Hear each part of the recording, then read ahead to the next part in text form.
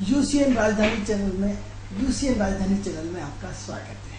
मैं हूं ज्योतिषाचार्य आनंद। मित्रों, नित्य प्रतिदिन की तरह हम अपने कार्यक्रम किस्मत सवारे के साथ फिर उपस्थित हुए हैं। मित्रों, ये कार्यक्रम सिर्फ आपके लिए है, आपकी समस्याओं के समाधान के लिए। मित्रों, अगर आप हमारे कार्यक्रम का हिस्सा बनना चाहते हैं, अगर आप हमारे कार्यक्रम से जुड़ना चाहते हैं, तो हमारी टीवी स्क्रीन पे जो नंबर चल रहा है उस नंबर पर हमें कॉल करिए। इस कॉल के माध्यम से हम आपकी समस्या का समाधान घर बैठे करने का प्रयास करेंगे। अगर आप चाहते हैं कि आपकी विदेश यात्रा हो, अगर आप चाहते हैं कि आप अपने ऋण से मुक्त होना चाहते हैं, अगर आप चाहते हैं कि आपकी शिक्षा में कई तरह की बाधाएं आ रही हैं, तो हमारी टीवी स्क्रीन पे जो नंबर चल रहा है उस नंबर पे आप हमें कॉल कर सकते हैं। इस कॉल के माध्यम से हम आपकी डेट ऑफ बर्थ, स्थान और समय, 3 चीज़ें हम आपसे पूछेंगे। उसके आधार पर हम आपको पूरा भविष्य बताने का प्रयास करेंगे। मित्रों, अपने मकान को लेकर चिंतित हैं, अपने बच्चों की शिक्षा को लेकर चिंतित है, या फिर अपने बच्चों की शादी को लेकर, विवाह को लेकर चिंतित हैं, तो हमारी टीवी स्क्रीन पर जो नंबर है उस नंबर पर आप हमें कॉल कर सकते हैं। उस कॉल के माध्यम से हम आपकी समस्या का समाधान करने का प्रयास करेंगे। मित्रों, अगर आपके पास डेट ऑफ बर्थ, स्थान, समय, तीनों चीज़ें यदि नहीं है तो भी कोई दिक्कत नहीं है। हम आपसे 1 से लेकर 249 के बीच में एक नंबर लेंगे। उस आधार पर हम आपको आपका भविष्य पूरा का पूरा बताने का प्रयास करेंगे। मित्रों, ये तो रोज जो हम आपको महत्वपूर्ण जानकारी देते हैं वो हम इस परिचर्चा को आगे बढ़ाते हैं। जैसे कि आपको मालूम है कि हर 5 मिनट हम आपको जो अपने पितृपक्ष चल रहा है उस पितृपक्ष पर जानकारी देंगे। इससे पहले आज विश्वकर्मा जयंती है। विश्वकर्मा जयंती की आप सबको बताइए। विश्वकर्मा जयंती जो है मित्रों, हमारे यहाँ हर चीज़ को पूजा जाता है, हर चीज़ को। हाँ मित्रों, यहाँ हर चीज़ में श्रद्धा और विश्वास के साथ पूजा जाता है। तो यदि आज आपके घर में कंप्यूटर है, लैपटॉप है, इलेक्ट्रॉनिक चीज़ें, गाड़ी है, सबकी आपको आज पूजा करना है। पूजा करेंगे तो इससे बहुत अच्छा रिजल्ट आते हैं। इसकी वो रिजल्ट आपको मिलते हैं जिसकी कल्पना नहीं कर सकते। एग्जाम्पल, आपको यकीन हो या ना हो, जब भी हम गाड़ी पे बैठे या अपनी गाड़ी चलाएं या अपने लैपटॉप पे बैठे, तो आप सबसे पहले उसको प्रणाम कर लीजिए, उसको हाथ जोड़ लीजिए, उसको वंदन कर लीजिए, उसको अभिनंदन कर लीजिए। मित्रों, कभी आपकी चीज़ खराब नहीं होगी, कभी आपको दिक्कत गाड़ी में नहीं आएगी, कभी आपको कभी परेशानी का सामना नहीं करना पड़ता है। क्यों मित्रों, ये नहीं मालूम, लेकिन आप यदि उसको शक्ति के अनुरूप में, सामर्थ्य के रूप में पूछते हैं तो वो आपकी हमेशा मदद करती है। मित्रों, हम अपनी खुद की गाड़ी की बात करते हैं। जब भी हम गाड़ी पर, अपनी बाइक पर बैठते हैं तो सबसे पहले वंदन अभिनंदन करते हैं। उसके परिणाम ही होते हैं, जब भी टायर पंचर हुआ या पेट्रोल खत्म हुआ, किसी पेट्रोल पंप के नज़दीक या किसी टायर जोड़ने वाले के नज़दीक से 2 कदम पहले पंचर होती है। मित्रों, ये 15 साल, मतलब पूरे 10 साल से मैं प्रैक्टिकल रूप से इसको लगातार देखता आ रहा हूँ। ऐसा क्यों होता है मुझे नहीं मालूम, लेकिन ऐसा हमने प्रैक्टिकल लगातार देखा है। तो मित्रों, इसलिए जब भी आप आज विश्वकर्मा जयंती के उपलक्ष्य में आप अपने जितनी भी इलेक्ट्रॉनिक चीज़ें सबकी पूजा करें, उनकी वंदन करें, उनको प्रणाम करें, और जब भी उस पर आप काम लें, उनसे काम लें, तो सबसे पहले उसको प्रणाम करके फिर आप काम उस पर करें, तो आपके लिए निश्चित रूप से प्रगति होगी। ये तो थी विश्वकर्मा जयंती के उसमें। अब हम अपने पितरों की बात करते हैं। पितरों की बात करके आपको बोर नहीं होना, क्योंकि ये 15 दिन आपकी लाइफ के बहुत महत्वपूर्ण है। ये 15 दिन के बाद अगले वर्ष फिर 15 दिन आएंगे। ये पितर 15 दिन के लिए हमारे पूरे साल भर का हमारे पितर इंतजार करते हैं। फिर हम 2 मिनट की चर्चा करेंगे कि सबसे पहले आपको तर्पण करना है 7 बार पिता के नाम, 7 बार माँ के नाम, 7 बार पूरे ब्रह्मांड के नाम। इस तरह 21 बार आपको जल देना है और बोलना है पितृ नमः। फिर जल देने से पहले आप पहले बोलेंगे कि हे पितृ भगवान, हम आपको जल देना है, इससे हमारा आशीर्वाद दें, हमें हमारे परिवार को संपन्नता से परिपूर्ण करते हैं। दूसरा, फिर सूर्य भगवान से निवेदन करना है, जल देना है कि हे सूर्य भगवान, हमने आपको जल दिया, हमारे पितरों को मोक्ष दीजिए, आशीर्वाद दीजिए। तो दूसरी बात आपको ये बताई कि आपको गाय को, कुत्ते को, सुअर को, कौवे को और एक लोटे ब्राह्मण को, 5 लोगों को आप भरपेट भोजन 16 दिन तक कराना है। तीसरा आपको ये बताया था कि किसी योग्य ब्राह्मण से जाकर के आपको एक जो भी आपके पितृ बड़े रहे उस दिन आपको पितरों के पिंडदान करना, पितरों का हवन करवाना, पितृ शांति के लिए, ना कि गृह शांति के लिए। ग्रह शांति अलग होती है, पितृ शांति अलग होती है। तो पितरों के तर्पण के लिए, पितरों की मुक्ति के लिए, पितरों के जन्म जन्मांतर से जो योनियों में भटक रहे उसके लिए आपको किसी योग्य ब्राह्मण से हवन कराना है। ये इसके अलावा हमने आपको बताया था कि एक कंडे को प्रज्वलित करें, उसमें गुड़ और घी डाल करके उन पितृ देवता बोलो, नहीं आता तो 3 बार जल घुमा दे और पितरों से अपना आशीर्वाद लें। ये काम आपको महत्वपूर्ण करना है। और लास्ट काम हमने आपको ये बताया था कि आप 18 दिन तक गीता के 18 अध्यायों का रोज एक अध्याय का पाठ करें। एक यदि छूट गया है तो एक दिन दो करके आप उसको पूरा कर लें। यदि जो भाई आज हमारा कार्यक्रम देख रहे हैं, नहीं देख रहे हैं, तो आज नए सिरे से आज से भी शुरुआत कर सकते हैं और 2-3 अध्ययन पाठ करा करके आप नहीं कर सकते, किसी योग्य ब्राह्मण से गीता के 18 अध्यायों का आप लगातार 18 अमावस्या दिन पूर्ण करना है। जिस दिन पितरों का समापन होता है तो उस दिन समापन के दिन 18 अध्याय कंप्लीट हो जाना चाहिए। तो ये तो हमने पूरा हुआ। और पितरों का जब विदाई करेंगे तो शानदार तरीके से उन्हें भाव विभोर होकर के विदाई करें। तो इस तरह ये पितृपक्ष को बड़े रूप में मनाएं। और लास्ट हमने आपको ये भी बोला था, अगर आप भागवत नहीं सुन, मतलब यदि आप 18 अध्याय नहीं कर सकते तो आपके भोपाल में कई जगह भागवत हो रही है। होशंगाबाद रोड पे हो रही, मानस भवन में 18 से 24 तक हो रही, और शहर भवन होशंगाबाद रोड पे आज 17 से 23 तक हो रही। तो आप इन 17 दिनों तक एक संकल्प लेकर के, संकल्प ऐसा कि हे भगवान, मैं इस भागवत को जितना होगा मैं सुनूंगा और इसका जो भी पुण्य आएगा मैं अपने पितरों को देता हूँ और जिससे उनको मोक्ष हो जाए। तो ऐसा भी यदि आपसे ये सब नहीं होता है तो लास्ट उपाय के नाम पे आप अपने आप को इन 7 दिन तक भागवत कथा का जो पुण्य है उस पुण्य को अपने पुत्रों को देकर के उनको मोक्ष करा सकते हैं, उनसे आशीर्वाद ले सकते हैं, उन्हें जन्म जन्मांतर से मुक्त करा करके आप अपने जीवन को धन्य कर सकते हैं, आप जीवन में प्रगति कर सकते हैं। तो प्रश्न ये उठता है कि कई लोगों के मन में ये बार बार आता है कि लगातार इस विषय को 2 मिनट रोज बोलते हैं, ऐसा क्यों करते हैं? मित्रों, जीवन का संपूर्ण सार हमारे पितर है। बार बार हम आपको समझाएंगे कि ये अमावस्या तक हम इस विषय पर लगातार आपको 5 मिनट रोज बोलेंगे कि आपकी जानकारी हो जाएगी। तो हम अपने लिए खुद के लिए बोल रहे हैं, आपके लिए बोल रहे हैं। क्यों बोल रहे हैं मित्रों? कि ये 7 पक्ष बहुत महत्वपूर्ण दिन होते हैं। इन्हीं 7 पक्षों के माध्यम से हमें धन धान्य से परिपूर्णता मिलती है। इन्हीं के आशीर्वाद से हमारा जीवन ऊपर उठता है। इन्हीं की कृपा से जीवन में प्रगति होती है।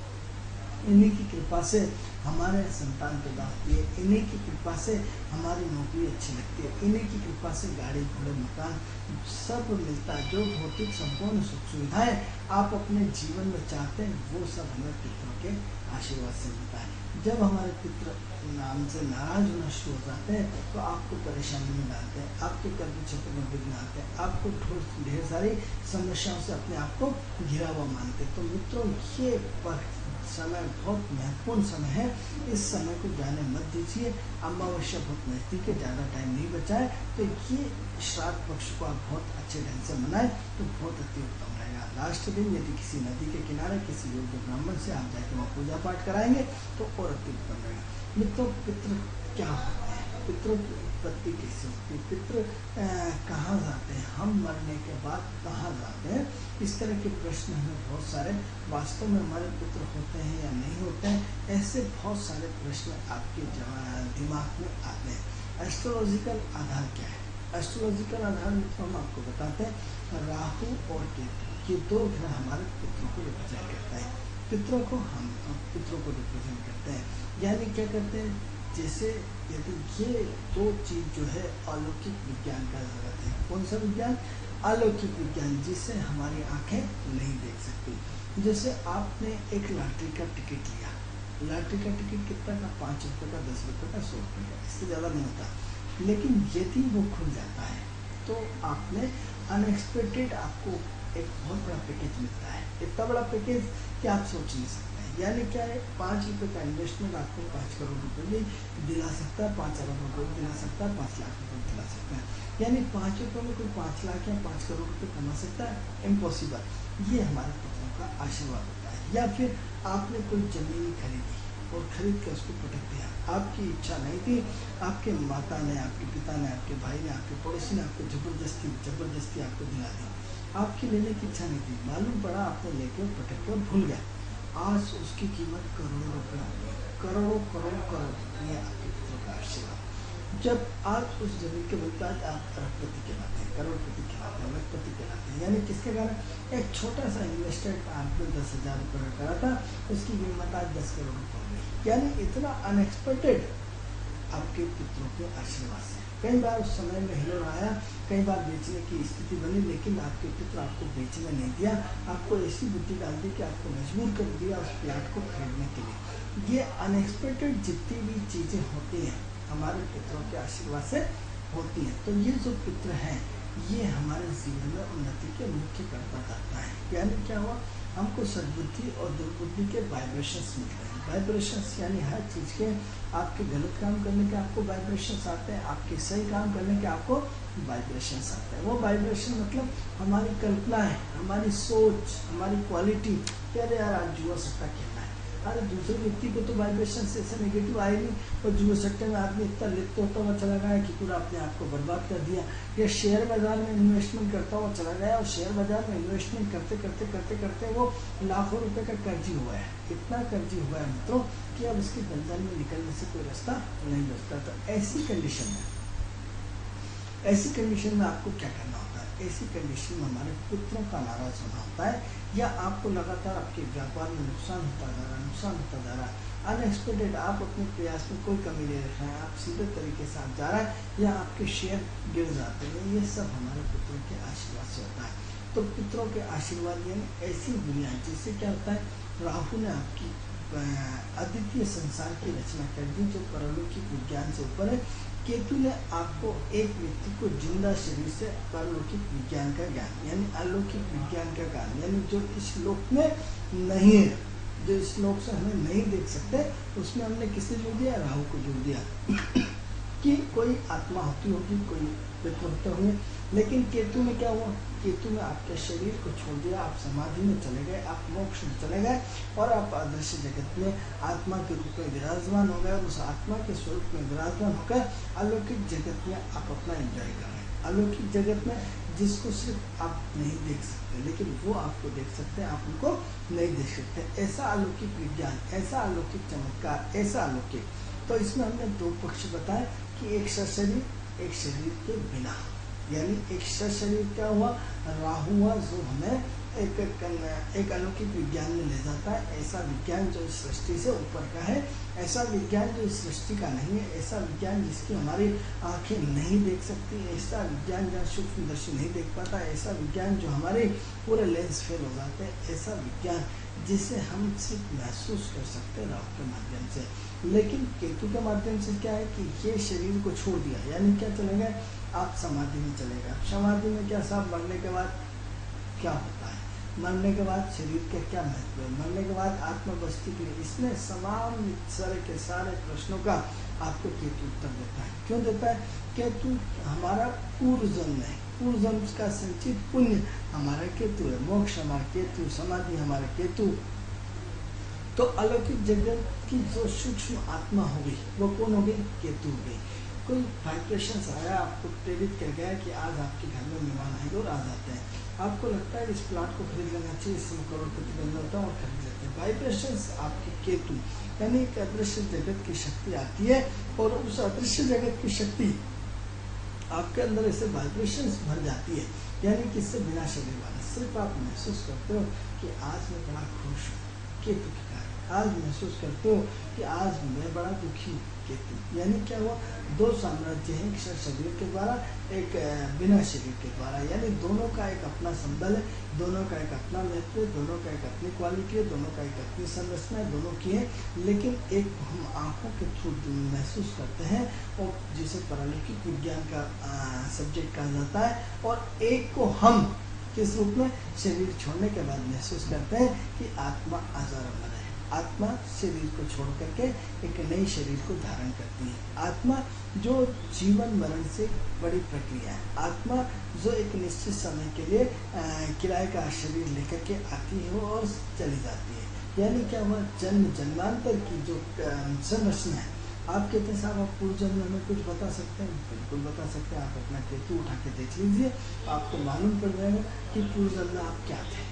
आप कहेंगे साहब अगला जन्म हमारा क्या होगा, क्या आप बता सकते हैं? बिल्कुल बता सकते हैं। आप अपनी कुंडली को 9th हाउस को लग्न बना करके उसके 9th को फिर आ जाइए। आप अगले जन्म में आदि डिसाइड है कि आप क्या बनने वाले हैं, यानी जन्म जन्मांतर की पूरी स्थिति डिसाइडेड है। आप सिर्फ एक वीडियो कैसेट की तरह है, जो वीडियो कैसेट आपको बार बार प्रेडिक्ट करती है कि आज पिक्चर चल रही है, आपको दौड़ते रहना है। एज ए पिक्चर रन कर रही है, आपको उसके पीछे पीछे रन करना है। यानी क्या है, सारा ब्रह्मांड फिक्स, सारी चीज़ें फिक्स। उसके बाद भी आदमी कहता है मैंने मकान बना लिया, मैंने गाड़ी ले ली, मैंने घोड़ा ले लिया। मैंने टोटल आप राहु के इर्द गिर्द घूमते रहते हैं। राहु के इर्द गिर्द यानी क्या हुआ, आज बहुत कम समय में टोटल राहु के और केतु के चक्कर में आप फंसे हुए। यानी क्या हुआ, आदमी को करोड़पति बनने में बहुत कम समय लगता है, आदमी को गिरने में भी बहुत कम समय लगता है। यानी जो आज समय चल रहा है राहु और केतु का चल रहा है, यानी तुरंत व्यक्ति की टॉप पोस्ट पे पहुंच जाना और फिर टारगेट न पूरा होने का धड़ाम से नीचे गिर जाना। यानी आज आपको 1 करोड़ का पैकेज मिला है, अगले साल आप हो सकता है बेरोजगार है। तो क्या हुआ, ये अप एंड डाउन आपकी लाइफ का एक बहुत बड़ा महत्वपूर्ण हिस्सा बन गया है कि कौन कब क्या कैसे किस तरह हो जाए कोई भरोसा नहीं। यानी अच्छे खासे आप एरोप्लेन में बैठे हैं और एकदम न जाने भगवान ने करे कभी कुछ ऐसा हो और एकदम न जाने कुछ खराबी आ गई और इतना खतरनाक विस्फोट। यानी क्या हुआ, पूरी की पूरी चीज़ें आज व्यक्ति टोटल अपने आप में अनकंफर्टेबल फीलिंग हो गया। टोटल एक बारूद के ढेर पे खड़ा है, ऐसा बारूद का ढेर जिसे हम राहु और केतु का ढेर बोलते हैं, जिसको राहु और केतु के माध्यम से जोड़ते हैं, जिसको राहु और केतु के माध्यम से टोटल अपना बैलेंस बनाते हैं। तो अब आपको महत्वपूर्ण चीज़ जो हमने बताई कि टोटल जिंदगी का आधार राहु और केतु है। और राहु का दौर कब आता है, केतु का दौर कब आता है, केतु का दौर कब आता है, राहु का दौर कब आता है। अब इन 2 साइकिलों में आपको हमेशा चलना पड़ता है। एक साइकिल का प्रारंभ है, एक साइकिल का एंड है, एक एंड है, एक प्रारंभ है। यानी 42 या 48 तक या तो यदि आप पे राहु का प्रभाव है तो 42 के बाद केतु का प्रभाव रहेगा, और यदि 48 तक आपके ऊपर केतु का प्रभाव है तो 48 के बाद राहु का प्रभाव रहेगा। यानी एक साइकिल आपकी पॉजिटिव जाना है, एक साइकिल आपकी नेगेटिव जाना है। यानी ये फिक्स फंडा है कि जो लोग अपने जीवन का मूल्यांकन करना चाहते हैं तो उनके जीवन में 42 साल तक काफ़ी संघर्ष रहा, लेकिन 42 के बाद क्या प्रगति होना शुरू हो गई। और कई लोग 48 तक काफ़ी संघर्षशील रहे और 48 के बाद उनकी माइनस मार्किंग शुरू हो गई। तो माइनस प्लस प्लस माइनस, तो पहले सबसे पहले देखिए कि आपके जीवन में माइनस आया तो बाद में प्लस आता है, और पहले प्लस आया तो बाद में माइनस आता है। ये फंडा है, लेकिन 10% लोगों के लिए ये फंडा फिक्स नहीं है, क्योंकि हमने ऐसा है कि जिनके कर्म अच्छे, जिनके दान पुण्य आते हैं, उनके 100 में से 100% जीवन हमेशा पॉजिटिव एनर्जी में होता है, सकारात्मक होता है। वो उन्नति करने के लिए पैदा होते हैं और जीवन भर उन्नति करते हैं। तो ऐसी कंडीशन में सवाल ये होता है कि उनके जीवन में राहु और केतु का इतना अच्छी पॉजिटिव एनर्जी में होते हैं कि वो निरंतर प्रगति करते जाते हैं, निरंतर उन्नति करते जाते हैं, निरंतर पीछे मुड़ के नहीं देखते हैं। तो अब प्रश्न ये होता है कि इस राहु केतु को हम कैसे देखें। तो आप ये देखिए कि हम अपने क्या करते हैं, हम अपना बैलेंस, यानी क्या हुआ, इस जन्म में हमने कितने पाप किए, कितने पुण्य किए, कितने हमारा माइनस क्या है, कितने हमारी चार्जशीट क्या है, ये कौन बताएगा, केतु बताएगा। किसके बाद, मरने के बाद। कौन से घर से, कुंडली के 9th हाउस से। यानी 9th हाउस होता है धर्म होता है, 9th हाउस हमारा प्रारब्ध का संचित पुण्य होता है, 9th हाउस हमारे जीवन की जमा पूंजी है। कौन सी वाली, सत्कर्म वाली। बुरे कर्म वाली पूंजी 8वें घर से और पुण्य कर्म वाली पूंजी 9th हाउस से। किसके थ्रू, केतु और गुरु के माध्यम से। यानी क्या हुआ मित्रों कि आप देखो कि कहीं 5 साल का बच्चा पूरी रामायण पढ़ रहा है, 5 साल का बच्चा पूरे न जाने क्या कर रहा है। किसकी विद्या है, केतु की विद्या, अलौकिक विद्या। ऐसा इंट्यूशन आया कि आपकी जागृति, आपकी चेतना, आपका शिशु के अंदर जागृत हो गया। बार बार साइंटिस्ट और ये सब आपको बताते हैं कि आपके दिमाग का टोटल 5% हिस्सा काम करता है, 95% हिस्सा शून्य में पड़ा हुआ है। शून्य में पड़ा हुआ है, तो ऐसी कंडीशन में आपके अंदर जो आगे की वाली इंट्यूशन जागृत होती है वो है राहु और केतु के माध्यम से। राहु और केतु एक ऐसे ग्रह हैं जो आपकी 6ठी इंद्रिय को खोलते हैं। 6ठी इंद्रिय, मतलब 6ठी इंद्रिय को एक बहुत कई विद्वानों से जब चर्चा होती है तो ऐसा मैंने पाया कि परसों बात चल रही थी कि अमेरिका में एक ऐसा आदमी है जो संजय की तरह महाभारत में जैसे सारी की सारी चीज़ें बता देता था, तो वो अमेरिका में बैठा हुआ आदमी आज भी जिंदा है।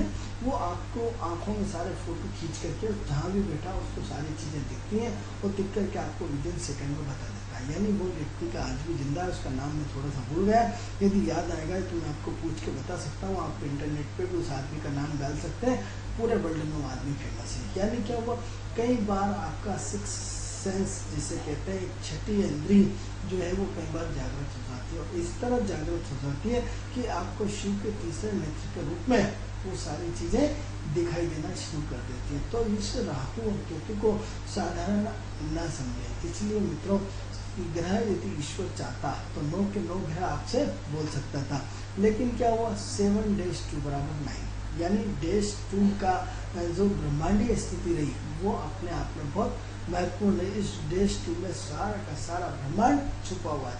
कैसे छुपा है मतलब, किसी भी चीज की 2 चीजें, प्रारंभ और अंत। यानी इस ग्रह, यदि हम आपसे कल से कह दें कि इस ब्रह्मांड में सिर्फ 2 ग्रह होते हैं, 2 ग्रह नहीं होते, तो क्या कहेंगे, सारे पागल हो गए।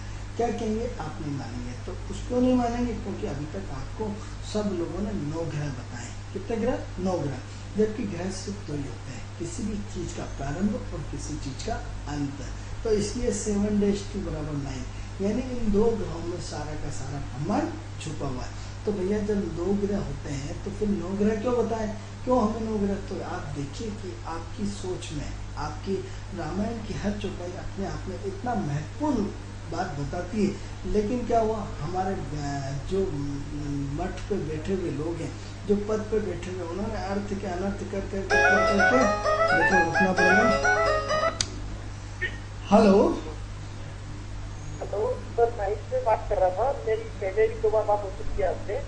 सर जोर से बोले, आपकी आवाज कम आ रही है हमें। हाँ सर, महेश में बोल रहा था। मेरी पिछली बार भी 2 बार बात हुई है आपसे जी। मेरा है 30 मार्च 1971। 30 मार्च? हाँ, 30 मार्च 1971 और दिन के 11 और 12 के बीच टाइम है। 11 और 12 में 1 घंटे का अंतर, एक्यूरेट बताएं, 11 बोले या 12 बोले? सर एक्चुअली तो नहीं मालूम चल पाया, लेकिन हाँ पौने 12 हो सकता है। पौने 12 डाल देते हैं। कहाँ से बोल रहे हैं आप? सीटीओ बेरेगढ़ से। 2 बार हो चुकी मेरी बात आपसे। क्या नाम है आपका? महेश दुबे। चलिए दुबे जी, कहाँ पे हुआ आपका जन्म? सर मेरा है जिला राजगढ़, अमरगढ़। अमरगढ़, राजगढ़ आ जाएगा? जी राजगढ़। तो राजगढ़ छोड़ दिया आपने? हाँ, राजगढ़ जिला राजगढ़ है और गांव का नाम अमरगढ़ है। चलिए महेश जी, क्या पूछना चाहते हैं? देखिए कि मेरा प्रश्न एक ये है कि मैं तो अस्पताल के चारों तरफ देख चुका हूँ। अब ये नहीं समझ आ रहा है कि मैं अपना कोई लिस्ट कर रहा हूँ, इंस्पेक्टर काम वही करूँ या मैं अपना कोई नौकरी कर लूँ, क्योंकि मुझे तो बहुत नुकसान हो रहा है और बहुत मानसिक तौर से परेशान हो चुका हूँ। काय में नुकसान हो रहा है आपको? सर ये मैं जो ठेकेदार काम होता है वो काम कर सकता हूँ। चलिए महेश जी, तो पहले आपको क्या बताया था हमने? यही बताया था परेशानी कुछ चलेगी, लेकिन आपका टाइम लगभग सन 2016 तक आएगा। लेकिन ये बात नहीं हो पाई कि मुझे क्या करना चाहिए, नौकरी या ये जो अपना काम कर रहा हूँ यही काम जारी रखूँ। चलिए महेश जी, हमारी टीवी स्क्रीन पे हम आपको बता रहे हैं।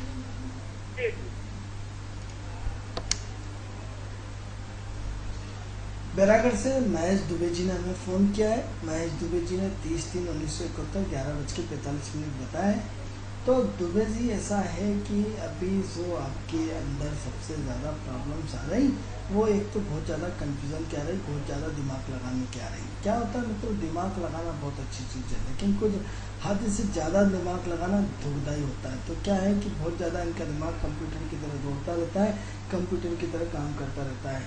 तो वो आपकी शादी हो गई है तो यहाँ तो फिर आपके कहीं ना कहीं किसी से प्रेम हो सकता है, या पत्नी के अलावा कहीं और संबंध तो नहीं है, ये हमें चेक करना पड़ेगा। यदि आपके पत्नी के अलावा किसी और से संबंध हो सकते हैं तो उसकी वजह से परेशानियाँ ज़्यादा खड़ी हुई हो सकता है आपके जीवन में पत्नी के अलावा और कोई चीज़ आई हो। यदि नहीं आई है, हो सकता है, हम पूरी तरह दावे के साथ नहीं कह सकते, हो सकता है यदि नहीं हुआ तो 2013 से आपको लॉस लगातार हो रहा है। 2013 से आपके पार्टनर, आपके मिलने जुलने वाले, आपके अपने लोग 2013 से लगातार आपको बहुत ज़्यादा नुकसान पहुंचा रहा है। तो अभी तो वर्तमान स्थिति हमें बिल्कुल ठीक नहीं दिखाई दे रही। वर्तमान स्थिति में लगातार आपका कर्ज बढ़ता जा रहा है, वर्तमान स्थिति में आप दलदल में फंसते जा रहे हैं, वर्तमान स्थिति में कहीं ना कहीं आपको ब्याज ज़्यादा पड़ रहा होगा, वर्तमान स्थिति में कहीं ना कहीं लगातार प्रेशर बना हुआ है। तो एक ही लाइन में हम आपको दुबे जी बोलेंगे, महेश दुबे जी शब्दों पे ध्यान दें कि दिसंबर तक आप कुछ ना करें। नवंबर तक तो विशेष है, लेकिन चूंकि दिसंबर में भी आगे गुरु की डिग्री रहेगी, तो आप दिसंबर तक जो आपने कमाया है उसकी जमा पूंजी खाएं, शांति प्रिय ढंग से काम करें, कोई रिस्क लेके काम न करें, क्योंकि इस वक्त जहाँ भी हाथ डालेंगे आपको मज़ा नहीं आएगा, आप उलझन में फंसते हुए चले जाएंगे। तो एक ही चीज़, मित्रों की समझ से लड़ना नहीं चाहिए। जो लोग जैसे आंधी तूफान आ गया है और आंधी तूफान आ गया है, तो आप जहाँ खड़े हैं, जिस पेड़ के नीचे खड़े हैं, जिस क्षेत्र के नीचे खड़े हैं, जिस खंभे के नीचे खड़े हैं, आप उसे पकड़ के खड़े हो जाइए, तो आप निश्चित रूप से निकल जाओगे। और यदि आप उसमें क्या करोगे, उससे लड़ने की कोशिश करोगे, उससे टकराने की कोशिश करोगे, उससे उलझने की कोशिश करोगे, तो निश्चित रूप से मरना तय है। तो समय से टकराया नहीं जाता, समय से लड़ा नहीं जाता, समय को जगह दे दी जाती कि वो अपनी गति से निकल जाए। जिन लोगों ने, आप ये देखिए कि जिन लोगों ने केदारनाथ में इतनी बड़ी बाढ़ आई, जो लोग पेड़ के ऊपर या छतों के ऊपर या कहीं पहाड़ी पे बैठ गए और अपने भूखे प्यासे लेकर के समय निकाल दिया, तो आज उनके प्राण बच गए और वापस आ गए। लेकिन जिन लोगों ने जल्दबाजी करके पैदल चल दिए, तो मालूम पड़ा वो चलते चलते चलते चलते चलते थक गए, उन्हें कोई रास्ता नहीं मिला, सारे रोड टूट चुके थे, कोई रास्ते नहीं मिले थे, जगह जगह भयंकर बड़ी बड़ी खाइयाँ नदियाँ थी और परेशान होकर चले गए। तो ऐसी कंडीशन में समय को निकालना बहुत बड़ी चीज़ है। तो आप दुबे जी एक काम करें, दिसंबर तक आप कुछ ना करें, दिसंबर तक समय का इंतज़ार करें। दिसंबर के बाद परिस्थितियां बदलेंगी, दिसंबर के बाद आपकी स्थितियां बदलेंगी। दिसंबर तक अपने आप को चुपचाप एक जगह बैठे रखें तो ज़्यादा अच्छा है। कोई नया काम ना करें, नई रिस्क न लें, नए प्रोजेक्ट पे ध्यान न दें, सिर्फ शांति प्रिय ढंग से काम करें और अपने काम को ऐसा बेटर देन करें कि रिस्क लेके काम ना हो, तो बेटर देन अच्छा रहेगा। क्योंकि नौकरी करना आपके बस की बात नहीं है। नौकरी में जिन लोगों ने अपना खुद का काम करके देखा है, वो किसी की गुलामी नहीं सुन सकते, उनकी गुलामी करने में उनको मज़ा नहीं आता। तो आप नौकरी कर नहीं पाओगे, तो इससे अच्छा है कि फिर वापस अपने धंधे में आना पड़ेगा। तो उतार चढ़ाव हर धंधे में चलता है, नौकरी आपकी बस की नहीं है। तो इसलिए आप अच्छा है कि इन 3 महीनों को थोड़ा सा आपका अक्टूबर मतलब 9वां महीना तो ख़त्म हुआ है, 10 और 11 और 12, तो इन 3 महीनों को शांति प्रिय ढंग से निकाल लें तो निश्चित रूप से अच्छा होगा। अपने दान पुण्य बढ़ाएं, गाय कुत्ते को रोटी दें, पक्षियों को दाना दें, अपनी तिला दान करें, अपने वजन का जितना वजन का गेहूँ या किसी को लगातार यदि आप देते रहेंगे तो अच्छा रहेगा। तो मित्रों, ये तो बात थी हमारे महेश जी की। तो मित्रों, यदि आप भी परेशान हैं और तो हमारी टीवी स्क्रीन पर जो नंबर चल रहा है, उस नंबर के माध्यम से आप हमारे कार्यक्रम से जुड़ सकते हैं, हमारे कार्यक्रम का हिस्सा बन करके आप हमसे बात कर सकते हैं और आपकी समस्या का समाधान पा सकते हैं। तो मित्रों, हम बात कर रहे थे राहु और केतु की। तो राहु और केतु ऐसा विज्ञान है जो अपने आप में परिपक्व विज्ञान है। मित्रों, हम कई विद्वानों से मिले हैं और कई विद्वानों से हम जब चर्चा करते हैं, तो जिनको राहु और केतु का ज्ञान होता है वो अपने आप में परिपूर्ण ज्ञान है। यानी किसी भी चीज़ के सिर्फ 2 आधार होते हैं, प्रारंभ और अंत, इसके अलावा कुछ नहीं होता। यानी किसी भी चीज़ की जब प्रारब्धता आती है और एंड में जाके खत्म हो जाता है, तो क्या होता है कि जो बीच का रोड है वो हमारे साथ गए हैं। यानी बीच का रोड क्या हुआ, बीच का रोड ऐसा कि जैसे आप घर से निकलेंगे तो आप पैदल निकलेंगे कि आपको कोई परिचित मिलेगा, कि 4 व्हीलर से जाएंगे कि 2 व्हीलर से जाएंगे, कि धक्के खाते जाएंगे, कि लोकल गाड़ी मिलेगी, कि फास्ट गाड़ी मिलेगी, कि आपको गाड़ी में भीड़ मिलेगी, कि आपको तुरंत गाड़ी में आपको अच्छी खाली सीट मिल जाएगी। इतनी सारी चीज़ें जो है वो केतु बताता है। तो ये 7 जो ग्रह हैं वो उसके रास्ते को बताते हैं और केतु कार्य को एंड बताता है। तो ये जो पोजीशन है कि 7:2 = 9, यानी अपने आप में एक बहुत बड़ा विज्ञान है। मित्रों, हमारा समय पूर्ण हुआ। इस समय का हमारा कार्यक्रम कल फिर जारी रहेगा। मित्रों, यदि आप हमारे कार्यक्रम का हिस्सा बनना चाहते हैं तो हमारी टीवी स्क्रीन पर जो नंबर चल रहा है उस पर रोज़ आप हमें फ़ोन लगा कर पूछ सकते हैं। हम कल आपसे ठीक 11 बजे पुनः मुलाकात करेंगे। तब तक के लिए हमें आज्ञा दीजिए।